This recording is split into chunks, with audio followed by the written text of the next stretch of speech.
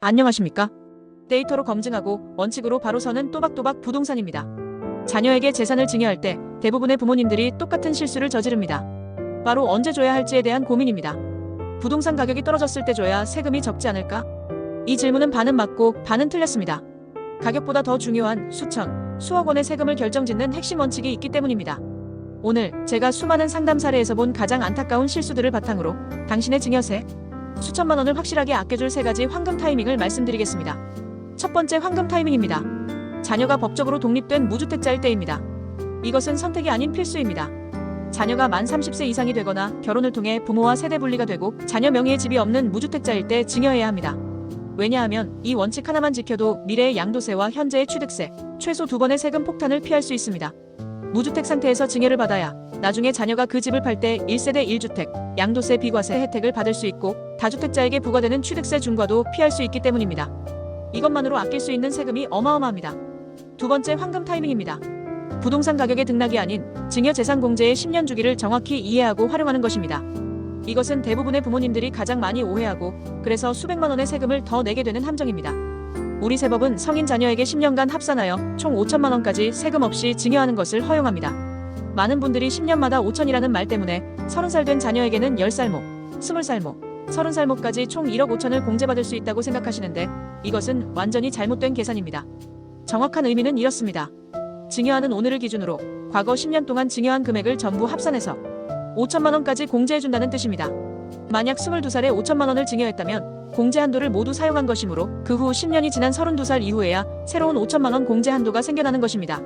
따라서 하루라도 빨리 10년 주기로 이 공제 한도를 계획적으로 활용하는 것이 절세의 핵심입니다. 마지막 세 번째 황금 타이밍입니다. 이것은 절세를 넘어 자녀의 미래까지 생각하는 가장 현명한 전략입니다. 바로 자녀에게 잠자는 자산이 아닌 일하는 자산을 물려주는 것입니다. 단순히 거주할 아파트를 증여하는 것은 물고기를 주는 것과 같습니다. 하지만 진짜 고수들은 자녀에게 그물을 줍니다. 부동산에서의 그물이란 안정적인 현금 흐름을 창출하는 수익형 부동산을 의미합니다. 제가 현장에서 본 두 자녀의 10년 뒤 모습은 완전히 달랐습니다. 부모님께 거주용 아파트 한 채를 물려받은 자녀는 편안했지만 더 이상의 자산 증식 없이 그 집에 안주하는 경우가 많았습니다. 집값이 오르기만을 기다리는 소극적인 투자자가 된 것이죠. 반면 작은 상가 하나를 물려받은 자녀는 달랐습니다.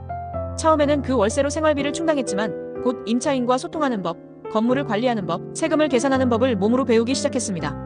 그 상가는 단순한 재산이 아니라 그 자녀를 사업가로 성장시키는 최고의 실전 투자 스쿨이 되어 주었습니다.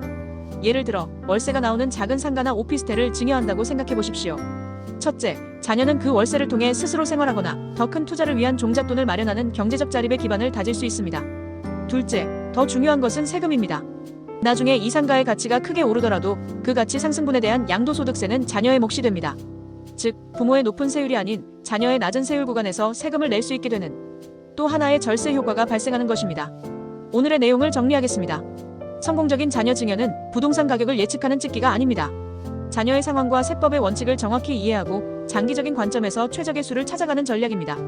자녀가 독립된 무주택자일 때, 10년 공제 주기를 잘 활용할 때, 그리고 자녀의 경제적 자립을 도울 수 있는 수익형 부동산을 물려줄 때, 이 3가지 원칙을 기억하신다면 당신은 자녀에게 재산뿐만 아니라 지혜까지 물려주는 현명한 부모가 될 것입니다.